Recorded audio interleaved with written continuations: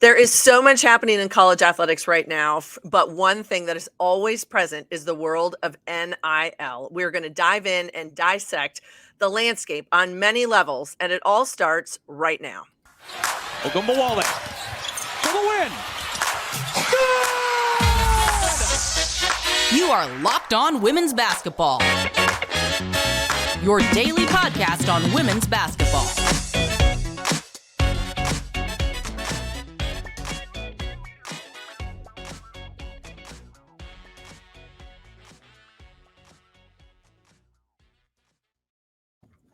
Happy Monday, friends. It is November 28th, 2022. I am Missy Heidrick, the National Women's Basketball Correspondent at The Next. Thank you so much for being here with us. And thank you for making Locked On Women's Basketball your first listen every day. We are free and available wherever you get your podcasts. Today's episode is brought to you by Prize Picks. First-time users can receive a 100% instant deposit match up to $100 with the promo code Locked On. That's prizepicks.com. Promo code Locked On. Today, we are going to dive into one of the hottest topics in all of college athletics: name, image, and likeness, the world of NIL. It has been a huge past week. I hope everyone had an awesome Thanksgiving. College basketball, women's and men's, college football, the NCAA volleyball selection was yesterday. NCAA soccer is underway. There's a ton going on in the world of college athletics.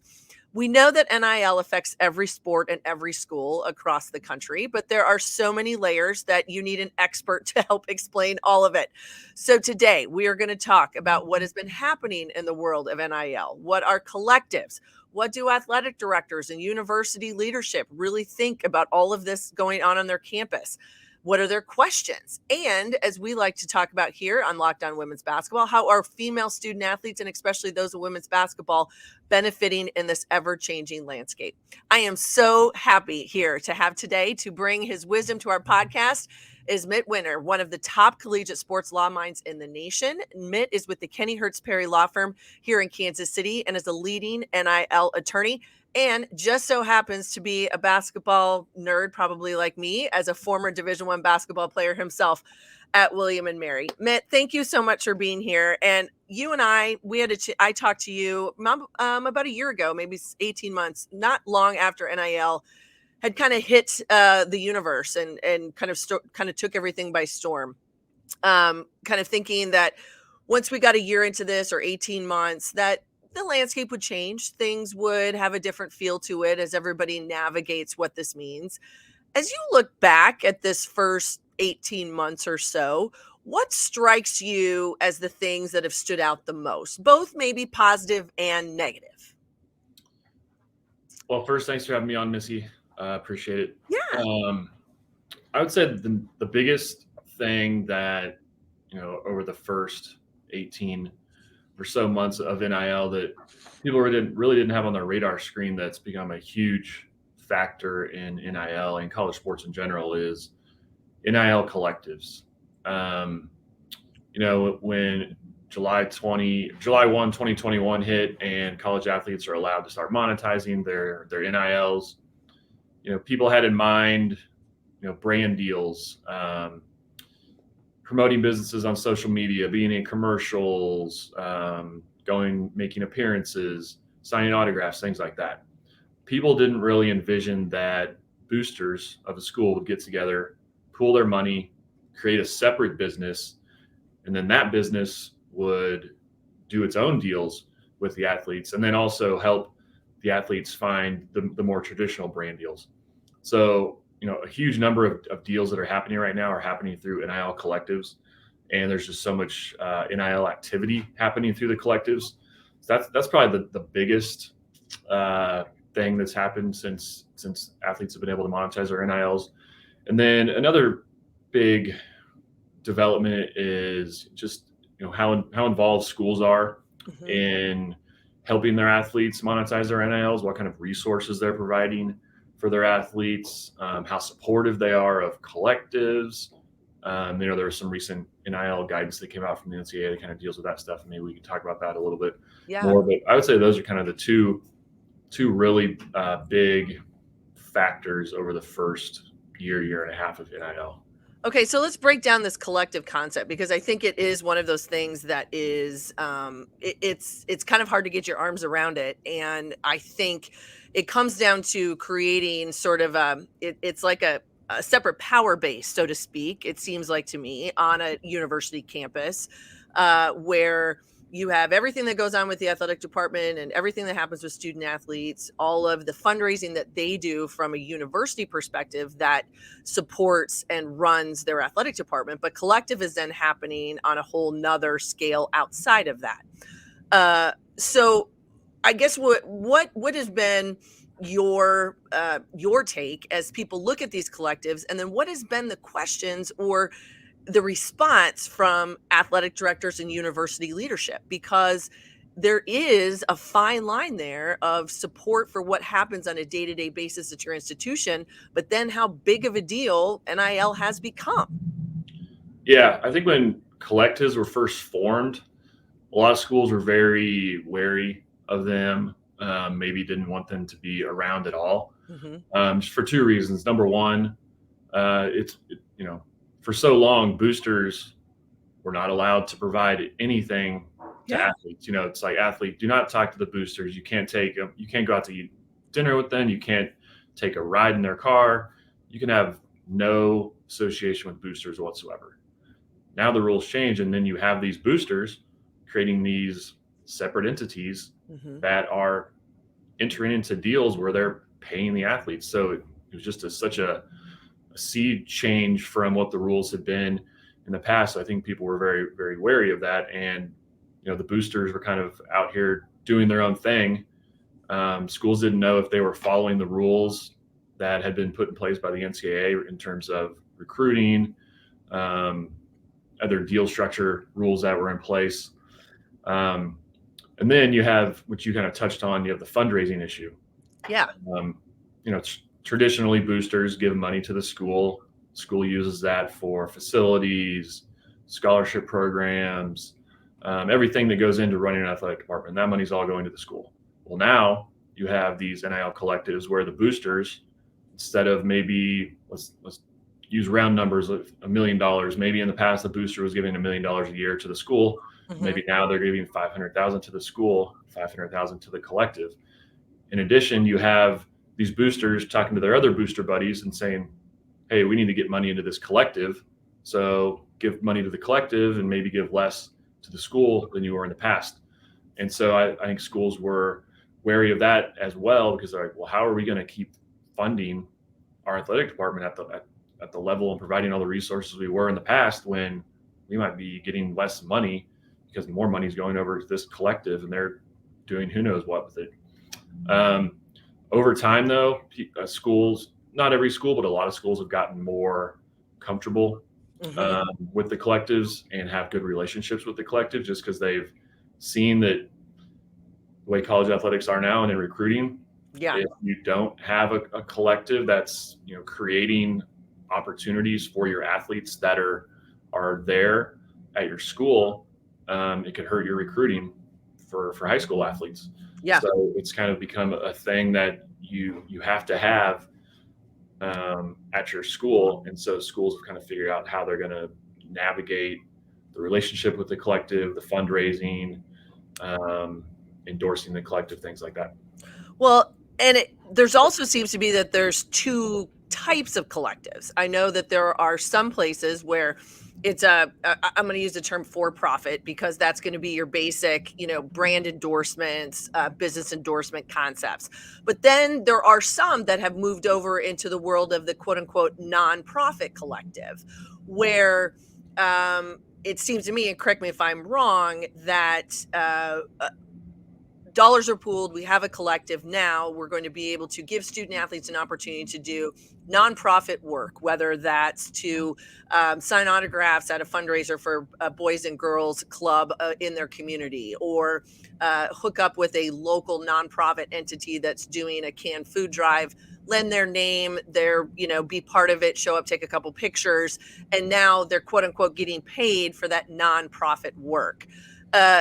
That seems to be maybe where there's the more impactful side of it.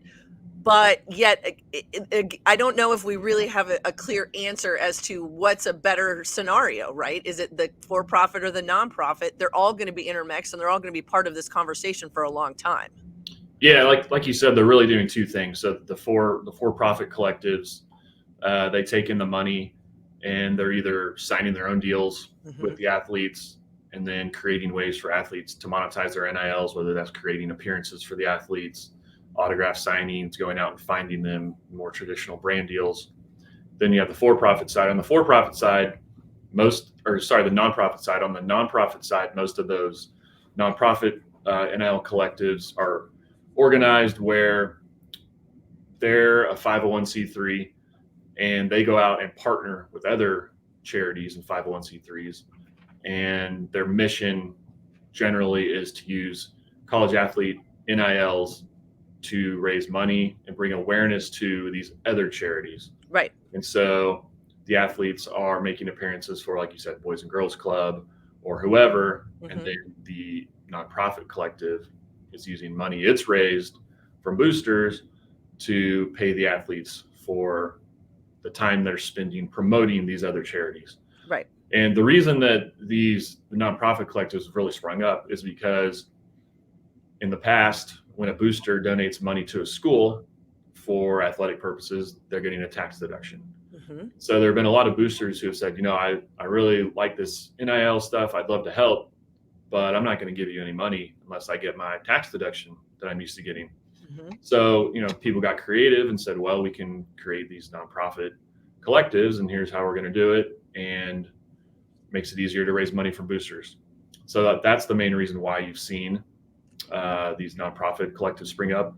And then additionally, they are, getting athletes out in the community. Right. They're doing good things for other charities, which is good for those charities. Hopefully they're raising money for those charities, bringing awareness to them. And then also it just, brings awareness to the athletes themselves of, getting out in their communities. As an athlete, sometimes you can get in your little bubble with just the team and your practice, you're busy at school. Yeah. Sometimes you get them out in the community, meeting other people, getting involved in charities, which is always a good thing. No, I think you're absolutely right. It puts another spin on it that I think, because in a lot of athletic departments, they don't have a huge staff. They can't always be thinking about community service. This does lift up your student athletes in, a large or a small institution to give them some of those opportunities. And it does change the landscape, no doubt about it. And of course, everybody loves a tax write-off. So that becomes a big deal for a lot of folks. All right. Next, we're going to continue to talk about collectives. As we know, it's one of these biggest buzzwords on college campuses, what the NCAA has been talking about and how this has been impacting recruiting from both, I think, high school kids as well as the transfer portal, which is such a huge piece of what happens in college sports. But first, the holidays are coming for everybody, and I know that. So a lot of folks are going to be traveling. So one place that you can check out is Turo. It is the world's largest car sharing marketplace. With Turo, you can book any car you want, wherever you want it, from a community of local hosts. Browse a huge selection of vehicles for just about any occasion or budget. You can book an SUV or a minivan for a family road trip, a pickup truck for errands, or even test drive an EV. Every trip is backed by liability insurance. Terms and conditions do apply. Forget borrowing rental cars and find your drive at Turo.com. Hi, everybody. I am Missy Heidrick, and thank you for making Locked On Women's Basketball your first listen every day. For your second listen, check out Locked On Sports Today. From the games that matter the most to the biggest stories in sports. Go beyond the scoreboard and behind the scenes with local experts and insight only Locked On can provide. Locked On Sports Today. It is available on this app, YouTube, and wherever you get your podcasts. All right, I am joined by Mitt Winter, one of the top NIL legal minds and attorneys in the nation. We have been talking about collectives. And Mitt, I was sitting there last night and I was watching, I had been watching the North Carolina-Iowa State women's game, and then it switched to, I believe, it was going to be the Iowa State-UConn men's game. They were finishing up the Phil Knight Invitationals and Legacies out there in Portland. And there was a piece on ESPN, and they were talking about the big men in men's college basketball. But if they said it once, they probably said it 4 or 5 times, that the majority of these guys were still in college because of NIL. that we start talking about value, we start talking about worth, that there is more for them to stay in college another year, maybe another 2 years, than go to the NBA draft, maybe be a second round, maybe even get a two-way contract, something completely different. So as you look at where everything has come in the last 18 months, number one, how big of an impact do you think it has been on rosters and guys and women in every sport staying where they're at? But then also this trickle down effect in the world of recruiting, because it's such a huge piece of the puzzle now. Yeah, in terms of guys and girls staying in school longer, I think it's had, especially in basketball, I think it's had a big effect. An example of someone who you just mentioned, Drew Timme. Yeah. If he went to the draft last year, probably a second round pick, and maybe is on a two-way contract, like you mentioned, and I don't know, he's making, hundreds of thousands of dollars, but he stays at Gonzaga, and I think he's already, approaching $1 million in NIL deals. Yeah. So he's making more staying at Gonzaga than if he would have gone into the draft last year. He gets to, stay and have fun with his buddies, play at Gonzaga again. They have a really good team. Yeah. Again, doesn't have to deal with, the stresses of being a professional. Gets to, still be a college student, which I think a lot of people, would take if they're making more money, get to stay in college and have fun with their buddies, then go and be a professional and live that professional life where you're, traveling. It seems glamorous, but it's not always as glamorous as people think it is. And then same with women's college basketball as well. Unfortunately, WNBA salaries are not as much as NBA salaries. And so, people like Paige Beckers, Caitlin Clark, Haley Jones at Stanford, they're making a ton of money off of their NIL deals. And, they have deals with Gatorade and Nike and things like that. And they're definitely making more money in college through NIL deals than they would be as, at least from a WNBA salary. They could, they probably still have brand deals as well on top of that. But so it's definitely had a big effect on people staying in school, especially in basketball. Probably football as well. But we're talking about basketball here, so it definitely has had a big effect on basketball. There was another part of your question. Well, I'm curious because I know there's in this world of NIL, and we talk about high school kids first. Let's talk about recruiting and kind of where this lays out. Let's talk about the high school side of it first, because I think, we know that there's a lot of states around that when all of this started 18 months ago, that there were a lot of states that did not have any sort of legislation within their own state to allow a high school student to, monetize name, image, and likeness. And that could make them ineligible for high school athletics, but it could also impact recruiting.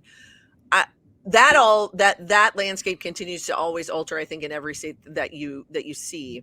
But one of the things I think is interesting, and I guess my question to you and the people that you talk to and athletic departments that call and ask you questions, if I have a high school student athlete who has signed an NIL deal with maybe it's a sneaker company or what have you, and now all of a sudden I got to make a decision about where I'm going to go to school.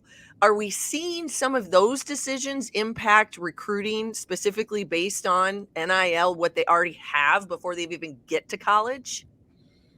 Possibly. One of the NCAA rules is that NIL deals are not supposed to serve as recruiting inducements. Obviously, that's not always being followed by collectives and others. Right. But I think it probably is having some effect in terms of high school athletes. There have been a few high school athletes on the basketball side. A guy named DJ Wagner. He's the number one recruit on the men's side. He had when he was in high school. He's still in high school. He has a deal with Nike, and he decided he's going to go to Kentucky, a Nike school. So that probably had some influence on him. Where NIL is really coming in on the recruiting side is with the collectives, like I just mentioned. Okay. The NCAA put out a memo in May saying that collectives are not supposed to be involved in recruiting, reminded people that deals are not supposed to be recruiting inducements. But like I said, especially on the collective side,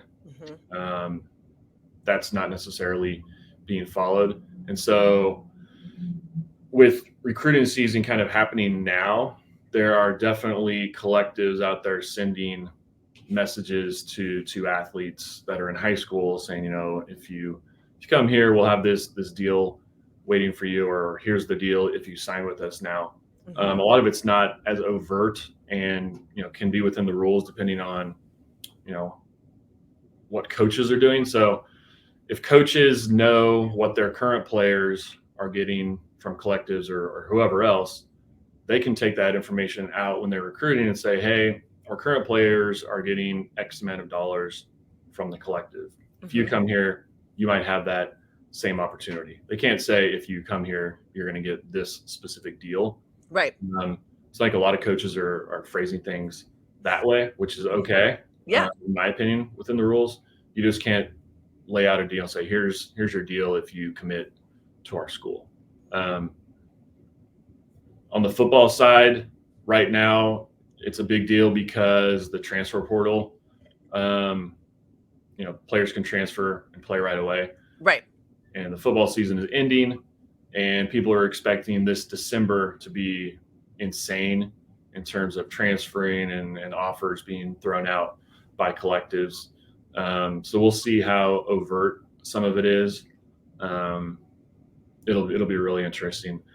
On the basketball side, one that you're probably very familiar with, being a former K-State player, was the Nigel Pack. When he went to Miami, he got an $800,000 2-year deal from John Ruiz, big booster down there, has this company called Life Wallet that he runs a bunch of NIL deals through. And he was really overt about it, put it on Twitter. We signed Nigel Pack to a 2-year $800,000 deal and committed to Miami.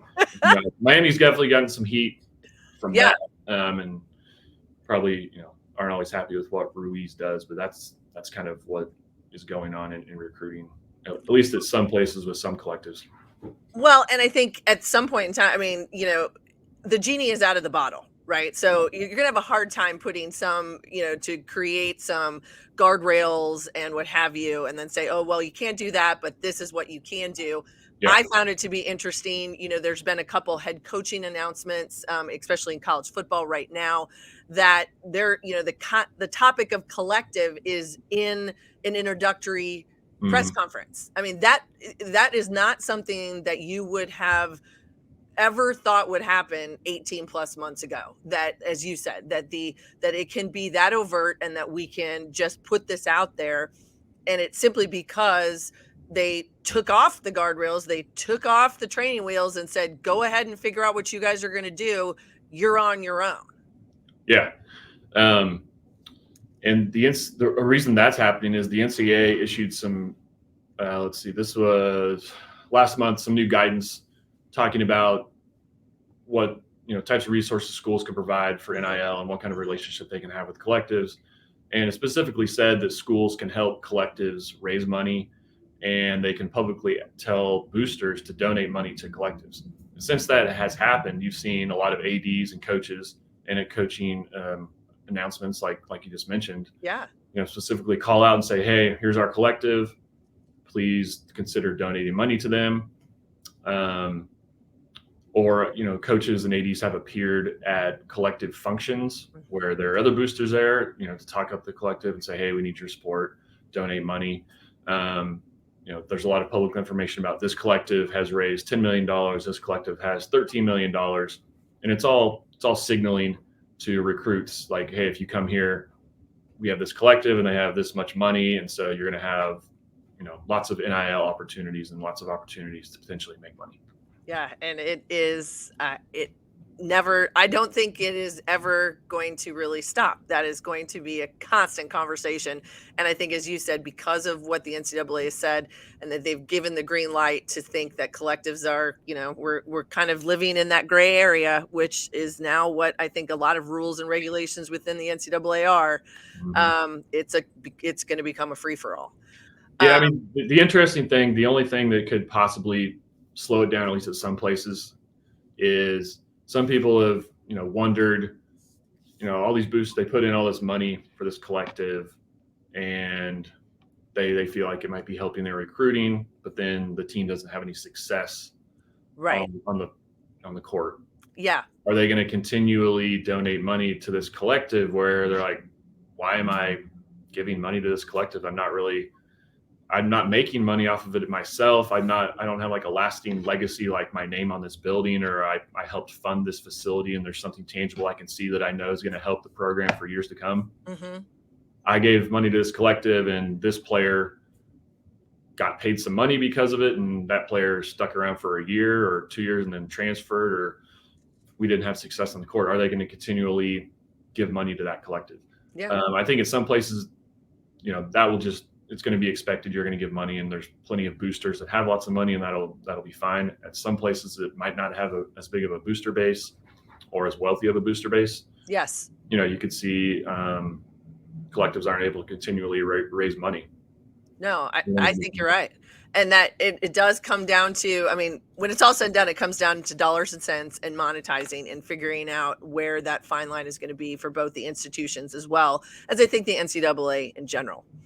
Okay, in just a moment, we know female student athletes are setting the bar very high in the NIL world. Why is that, and what are the trends for that continued growth? We're going to break that down with Mitt. But first, our friends at Prize Picks are making daily sports fantasy so easy for everyone. How does it work? Well, you pick 2 to 6 players, and if they will go score more or less in their Prize Picks projections, you can win up to 25 times your money on any entry. No competing against other people. It's just you versus the projections. Prize Picks offers projections on any sport that you watch. This includes NBA, NFL, MLB, NHL, PGA, college football, men's college basketball, women's college basketball. It could be NASCAR, tennis, MMA, Euro basketball. You pick it. They've got everything. Entries can be made in 60 seconds or less. It's that easy, safe and fast withdrawals, and currently operational in over 30 states and Canada. So download the Prize Picks app and go to prizepicks.com to sign up and play daily fantasy sports. First-time users can receive a 100% instant deposit match up to $100 with the promo code LOCKEDON, LOCKEDON. If you deposit $100, Prize Picks will give you $100. If you deposit $50, Prize Picks will give you $50. Don't forget to enter the promo code LOCKEDON at sign-up for an instant deposit match to $100. I wish everybody the best of luck. I hope you pick them right. All right, Mitt Winter, we've talked a lot about what the landscape is, how people are getting where they are, what the NCAA seems to think that they, how this is going to look. The last 18 months, if there's one thing that is proven, it seems as though that female student athletes have found a niche. They have found a niche in this NIL world. As you look back at this first 18 months, and I know that even, some clients and people that you have represented have been female student athletes, what would have been the trends, and what are the questions that they ask? Well, yeah, as you mentioned, we've seen female college athletes do really well in NIL, and that's through a wide variety of sports as well.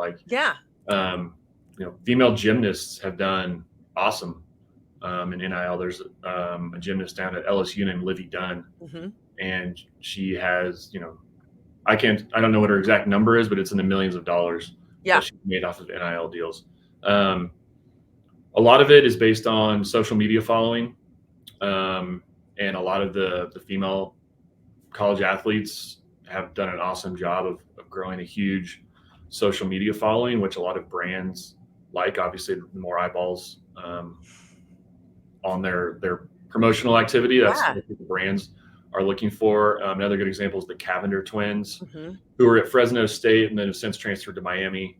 Another John Ruiz connection there. Yes. They've done really well in NIL. as well. Another, they have a huge social media following as well. They've definitely made millions of dollars.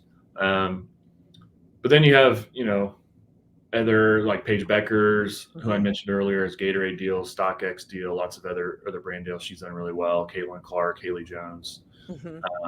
There's others. But they have done really well for themselves.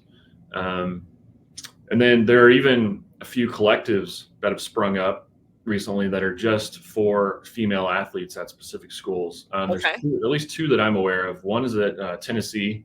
It's called the Lady Vol Boost Her Club. It's kind of a fun play on the word booster. It's BOOSTHER. Okay. Her Club instead of booster. And they're helping facilitate NIL deals for all of Tennessee's female athletes. And then another one just sprung up recently down for Wichita State called the Lady Shocks Club, I think is what it is. Okay. Just for, help facilitating NIL opportunities for Wichita State's female athletes. I did a couple numbers. We've mentioned Haley Jones and Caitlin Clark, both Nike athletes. Adidas with 15 female student athletes that they signed on with NIL deals.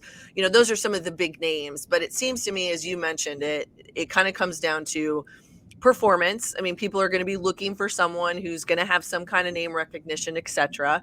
Influence and that exposure, and the influence is social media, and maybe not everyone's going to be like Paige Becker and be in a commercial for Gatorade, but there are going to be female student athletes that have reach because of social media and that aspect, but also the exposure that that these are going to be not only maybe about their market but also about their sport.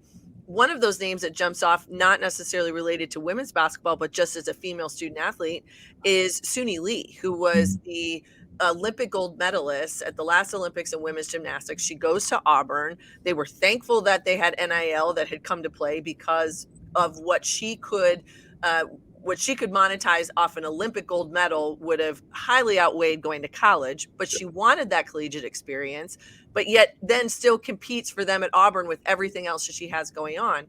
So performance, influence, and exposure seem to be the key words when you start thinking about who is going to have success and who wants to take advantage of NIL. Yeah, you're right. It's a combination of all three of those.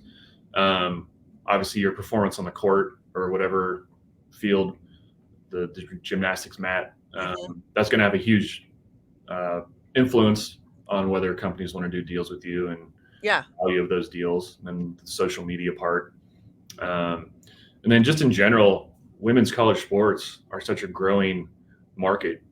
You see the TV viewership for things like the College World Series, the Softball World Series, the women's basketball tournament, volleyball. Those numbers are all going up. They're on TV more, and so that's going to lead to more deals for the female college athletes as well. Yeah, those are trends. When you speak to prospective clients, people that come to you with questions, whether it's their families or parents or whatever, what are some of the questions that they ask you? Or maybe what's been one of the craziest things that you heard of in the last few months? They just want to make sure that the deals they're signing are, good deals. A lot of them have a lot of legalese. And if you're not a lawyer who's read through a contract with lots of legalese, it's like a foreign language to you. The first time you're reading it, you're like, well, what's this mean? I don't understand this. I see the dollar figure. That's about all I get. I don't, understand the rest of this stuff. Yeah. They just want to make sure, they're not being taken advantage of, which is important. Yes. Because it's very easy for an athlete to sign a deal that might lock them in for a long time, giving away, rights to their NIL, that they shouldn't be signing away. A lot of especially when NIL was first allowed, a lot of the deals that were being given to athletes or proposed to athletes, had some pretty bad terms. Like this company could use your NIL in perpetuity, things like that. Yeah. Didn't have ways for the athletes to terminate the deals or get out of the deals. So they're mostly just worried about, looking out for things like that, and just making sure they're not being taken advantage of. Well, and that's another stressor. I mean, as you know, you've been there being a student athlete. It has a lot of, there's a lot of layers to being a student athlete at any level. And especially when you put this into it, And, I'm sure there are a lot of student athletes out there that say, yeah, this is something I want to do. Or, I sign on with a collective. They're going to help me do a couple things a year and that's going to be it. Some people may just not even want the headache to begin with. You just never know. And to have that added stress of, well, did I sign my life away, so to speak, to, for the next 8 years when I won't be playing college basketball or being a college gymnast, that becomes something maybe that not everybody necessarily wants to deal with. Yeah, and it's been an issue as well because, if you're Paige Beckers or Suni Lee or Livy Dunn, who's making a ton of money off these deals, it makes sense financially to hire an attorney to review the deal before you sign it. Yes. But a lot of these deals are for hundreds of dollars. Some are just for trade, free food, things like that.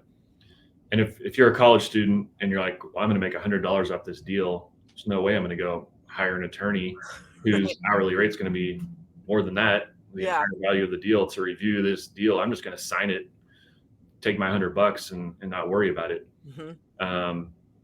But just because the value of the deal is small doesn't mean the consequences of what you signed are not large. So that's been an issue. So there have been some law school clinics that have popped up where college athletes can go to these clinics and get free legal representation. The NCAA guidance that recently came out said schools are not allowed to provide free legal services to their athletes to review these deals. So it's going to fall on, collectives could maybe help athletes. There are some attorneys who will do it pro bono. The law school clinics, things like that. Yeah, I think the law school clinics would be great because good experience on both sides, Exactly. and that there are people out there that are looking for help, and it can be a wonderful service that some of those institutions can provide. All right. Now, for those of you that are on Twitter, you can follow me on Twitter at Missy Heidrick. You're going to want to follow the Next Hoops at the Next Hoops, and also online, all my amazing colleagues who have basketball covered every day at www.thenexthoops.com. This podcast, we're at Locked On Women's Basketball. However, in order for you to stay up to speed, because I learned something new probably on like a daily basis from Mitt Winter's Twitter account. So you can find Mitt Winter at Winter Sports Law. That's correct, right? That's the right one? Yep, that's correct. Okay. Mitt Winter, thank you so much. One of the top collegiate sports law minds in the nation. KennyHertz Perry Law Firm right here in Kansas City. I really do appreciate your time. And for, like I said, everybody follow Mitt on Twitter because you will learn something every day. Thank you. I appreciate that. And thanks for having me on. Like you said at the beginning, I'm also a college hoops nerd. So it's been fun talking NIL and college sports and basketball specifically with you today. Absolutely. It's been awesome. Well, I just want everyone also, please join me here on Mondays to talk everything college hoops, and come back all this week for more episodes right here on Locked On Women's Basketball. We've got college basketball news and notes, international basketball news and notes, the moves across the WNBA. There's more hirings coming, everything. We've got you covered. I want to thank you for making Locked On Women's Basketball your first listen. For your next listen, check on the Locked On Sports Today podcast. It's the biggest stories of the day, plus instant reactions, big game recaps, and the take of the day. Available on the Odyssey app, YouTube, and wherever you get your podcasts.